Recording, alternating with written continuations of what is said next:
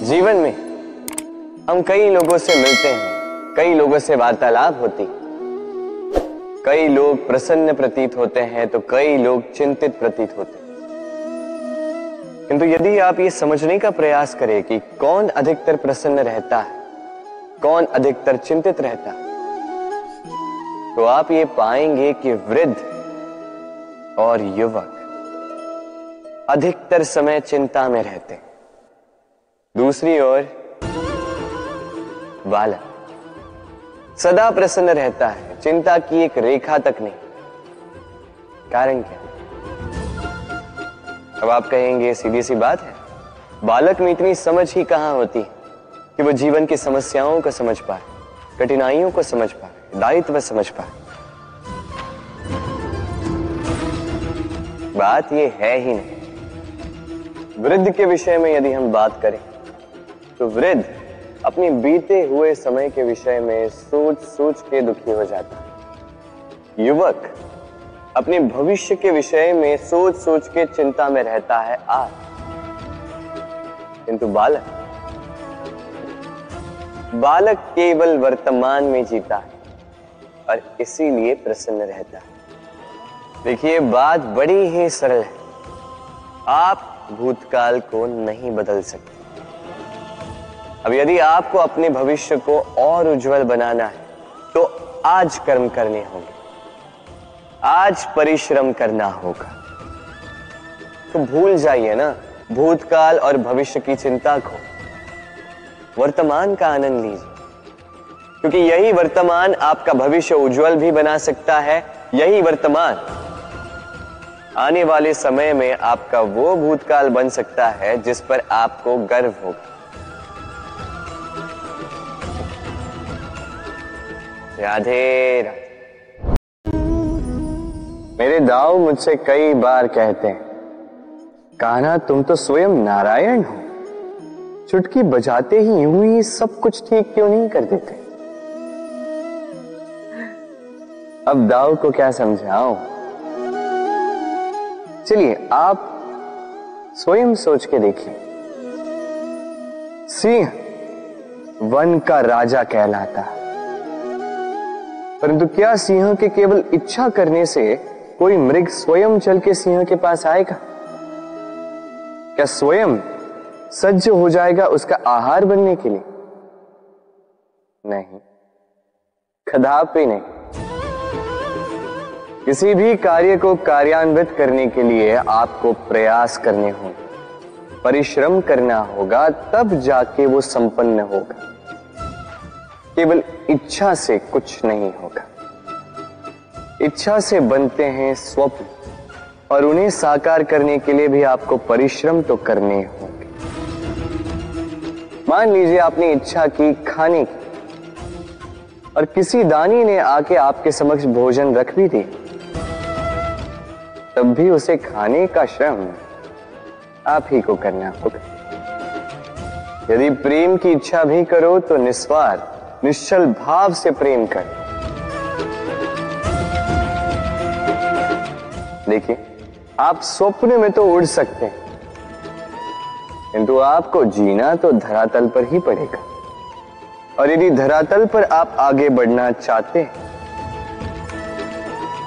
तो धरती को पैरों से पीछे ढकेलना ही पड़ेगा। राधे राधे। कस्तूरी उसे धारण करने वाले मृग की नाभि में होती, किंतु वो मृग उस कस्तूरी की सुगंध को लेकर उसे पाने के लिए यहां वहां भटकता फिरता।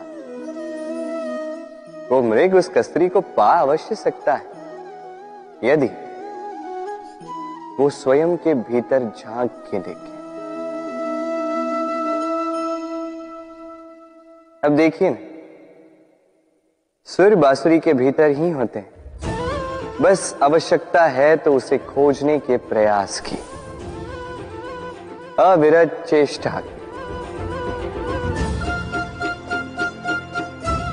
ठीक इसी प्रकार होती है हमारी शक्ति जो हमारे भीतर छिपी। सोचिए, जब परमात्मा स्वयं हमारे भीतर है तो हम उन्हें बाहर क्यों ढूंढें? हम स्वयं के भीतर तब झांकते हैं जब दूसरों से सहायता की अपेक्षा ही समाप्त हो जाती।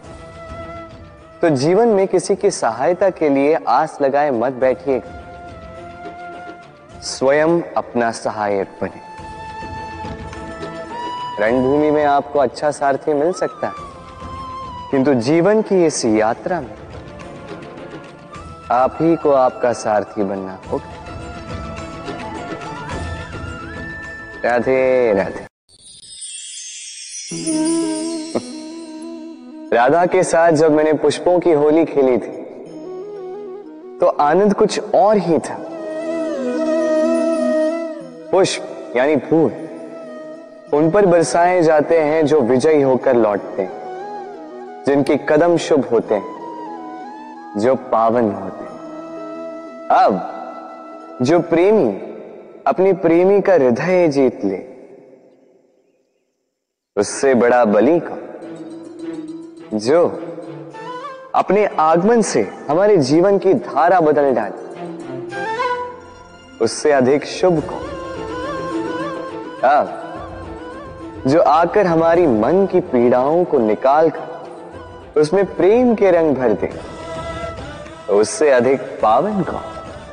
तो हर वो व्यक्ति जो आपके लिए प्रिय है, जिनसे आप प्रेम करते हैं, फिर चाहे वो आपकी मां, बाबा, मित्र, भाई बहन, गुरु, उन पर पुष्प वर्षा ना केवल आपको हर्षाए बल्कि उनके मन को भी उल्लासित कर दे। क्योंकि रंग के साथ जब सुगंध मिल जाए तो आनंद 2 गुना नहीं 100 गुना हो जाता है। राधे राधे।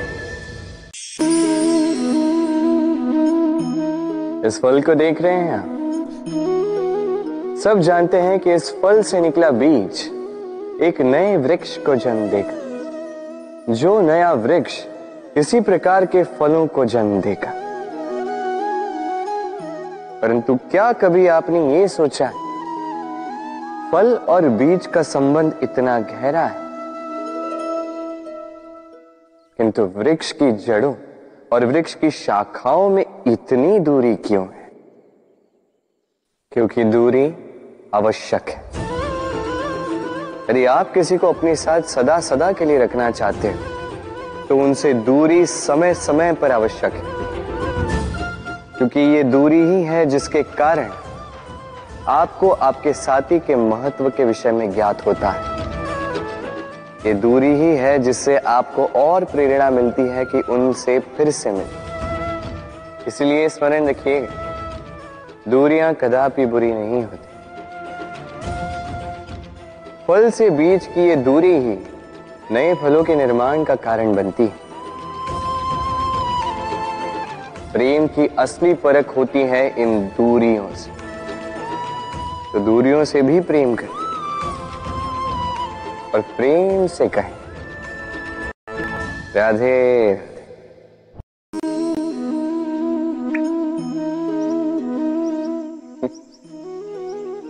आकाश की वर्षा से गिरी बूंदें बड़ी ही शीतल, मीठी और पवित्र होती, किंतु सबका भाग्य भिन्न भिन्न होता है। अब देखिए, यदि कोई बूंद केले के पत्ते पे गिर जाए तो ओस बनकर ठहर जाती, प्रकृति की सुंदरता बढ़ाती, जीवों की प्यास बुझाती। यदि कोई बूंद सीप में गिर जाए तो मोती बन जाती, और यदि कोई बूंद सर्प के मुख में गिरे तो विष बन जाती। अब सबकी उत्पत्ति एक है किंतु गुण भिन्न भिन्न है। क्यों? कारण क्या है इसका? कारण है संगति। संगति का प्रभाव बड़ा ही भीषण होता है। चाहे तो आपको आकाश में बिठा दे, चाहे तो आपको पाताल में धंसा दे। अब वर्षा की बूंदें तो ये चयन नहीं कर पाती कि इनकी संगति क्या होगी, उनका भाग्य क्या होगा। किंतु हम तो मनुष्य, हम तो अपनी संगति चुन सकते। तो सोच विचार करके संगति चुनिएगा।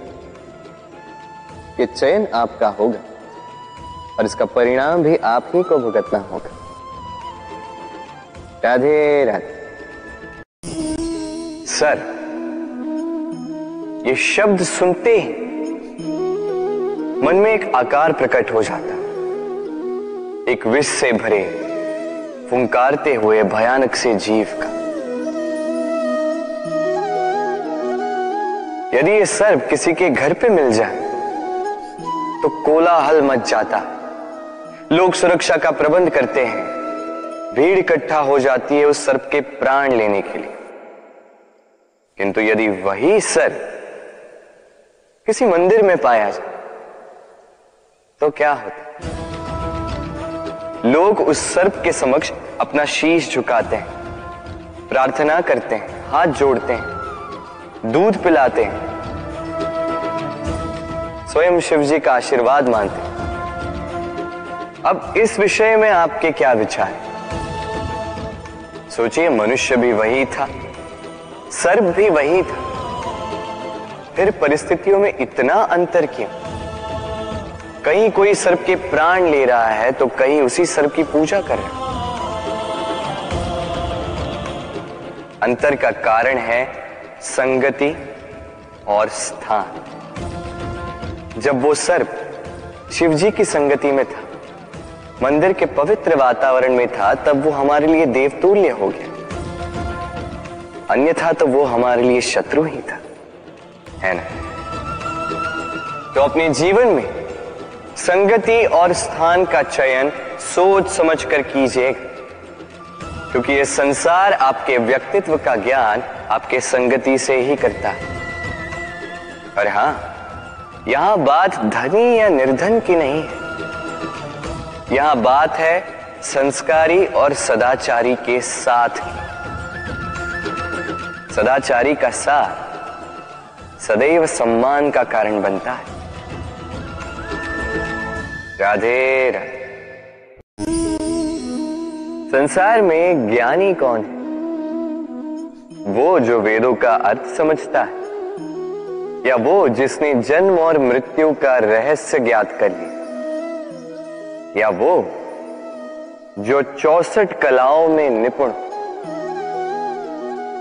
नहीं, संसार में ज्ञानी वो जो केवल एक अंतर समझता है, अंतर मान लेने का और ठान लेने का।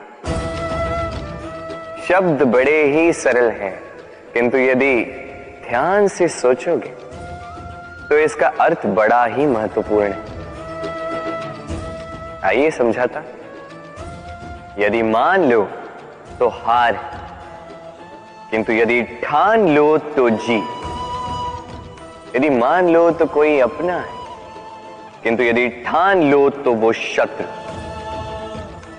मान लो तो भगवान है, यदि ठान लो तो वो केवल एक पत्थर। बस इस अंतर को समझ लीजिए, संसार की हर वस्तु आपके समक्ष होगी। राधे राधे। दृष्टि प्रकृति द्वारा दी गई मनुष्य को सबसे बड़ी भेंट। वो दृष्टि जिसके कारण मनुष्य इस संसार को देख पाता है, अपने मार्ग को देख पाता है। किंतु संसार में दृष्टि पाकर भी सभी महान नहीं बन जाते, प्रसन्न नहीं हो पाते। प्रसन्न केवल वो होते हैं जिनका दृष्टिकोण शुभ होता है। अब जो गुलाब में कांटे ढूंढते हैं, वो अवश्य ही अपने हाथों को उन कांटों से घायल कर जाते हैं, क्योंकि उनकी दृष्टि केवल कांटों तक ही सीमित रहती है। किंतु सुगंधी बनाने वाले पंखुड़ियों को तो ढूंढ ही लेते हैं। क्यों? अब देखिए ना, जो अंधकार में प्रकाश पाना चाहते हैं, उन्हें दीपक भी सूर्य की भांति लगे, किंतु जो कमियां निकालना चाहते हैं, उन्हें दीपक के तल में भी अंधकार छिपा मिले। जो प्रेम पाना चाहते हैं वो परायों में भी स्नेह ढूंढ ही लेंगे, अन्यथा किसी को पाकर भी उनसे अनजान रहने वालों की कमी नहीं। दृष्टि हमें दिखाती है, किंतु दृष्टिकोण हमें वो दिखाता है जो हम देखना चाहते हैं। जो आपकी सोच होगी वही सच बनकर आपके समक्ष आए। इसलिए आपके विचार शुभ रखिए और प्रेम से कहिए, राधे राधे। मेरे सामने है गैया का दिया गया दूध जो 2 दिन तक टिकता है। यदि इस दूध को गर्म करके जमाया जाए तो बनता है दही जो 3-4 दिन तक टिकता है। यदि इस दही को मथोगे तो बनता है माखन जो सप्ताह तक चलता है। और यदि इस माखन को ताप दिया जाए तो बनता है घी जो वर्षों तक खराब नहीं होता। अर्थ समझे? ताप और मंथन। जितना परीक्षाओं की कसौटी पर खरे उतरोगे, जितना कठिनाइयों का ताप सहोगे,